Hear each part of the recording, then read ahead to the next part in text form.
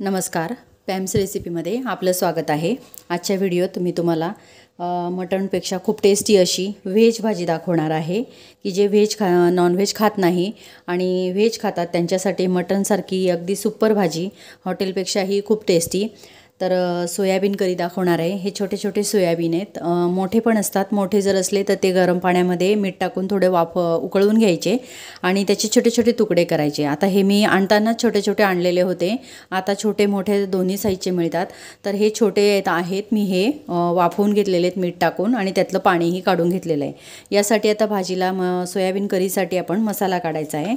मसाला जरा वेगळ्या पद्धतीचा आहे। कांदा भाजून घेतलाय तव्यावर, खोबरं भाजून घेतलेलं आहे, लाल चटणी घेतलेली आहे। लाल चटणी ही आपल्याला किती तिखट करायची त्या अंदाजानुसार ही 2 चमचे घेतले, हळद 1 चमचा, हा काळा मसाला घेतलाय, धना पावडर 1 चमचा, त्यानंतर हा मटण मसाला घेतलेला आहे, जिरं घेतलंय, 2 हिरव्या मिरच्या, लसूणच्या 10-15 पाकळ्या, 1 टोमॅटो आणि यासाठी स्पेशली खसखस घ्यायची, ही भाजून घेतलेली आहे। ही खसखस आणि हे सगळं आपण मिक्सरमध्ये मसाला वाटून घ्यायचा आहे। कढई ठेवली, तेल टाकलंय, आपण आता तयार केलेला मसाला मिक्सरमध्ये आपण त्यात घालायचा आहे।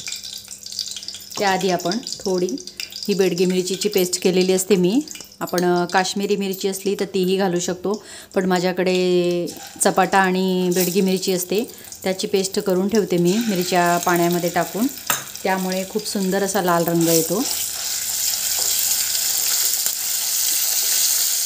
आणि ती घट्टही येते भाजी आणि चवही तिची चांगली येते।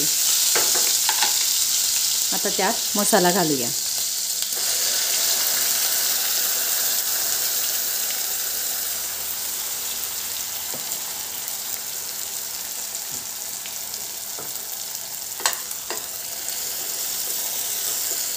गॅस कमी करून आपण मसाला थोडा मंद आचेवर छान असा फ्राय होऊ देऊ, त्याला तेल लाल असं सुटेपर्यंत। थोडं पाणी घालूया।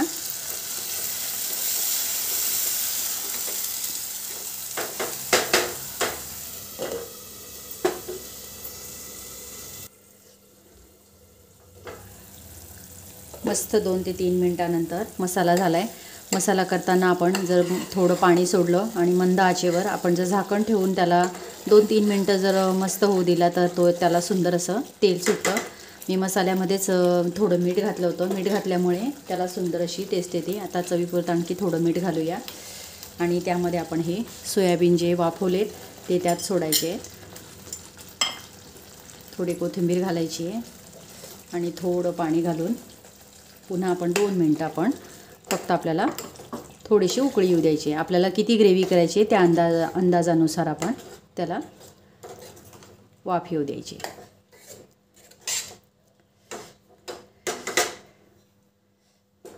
मस्त अशी आपण राईससोबत खाऊ शकतो, सोयाबीन राईस। आता 2-3 मिनिटं आपण त्याला उकळी येऊ देऊ। 2 मिनिटं मस्त वाफ आली आहे आणि आपली सुंदर अशी सोयाबीन करी तयार आहे, पाहू शकतात तुम्ही। आता आपण ती काढून घेऊया, मस्त असं डिशमध्ये आपण तिला काढूया।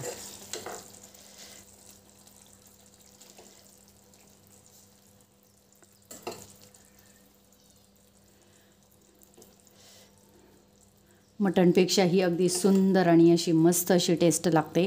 राईससोबत तुम्ही खाऊ शकतात। कधीतरी जर वाटलं तर सोयाबीन करी नक्की बनवा, राईससोबत खा, भाकरीसोबत खा, पोळीसोबत खा, कशासोबतही तुम्ही तिला टेस्ट करू शकतात। मस्त अशी गरम गरम। व्हिडिओ आवडला तर लाईक करा, शेअर करा, सबस्क्राईब करायला मात्र विसरू नका। माझे असेच छोटे छोटे व्हिडिओ, आयुर्वेदिक आणि रेसिपींचे व्हिडिओ पाहायला विसरू नका। पुन्हा भेटूया अशाच एका छोट्याशा व्हिडिओमध्ये।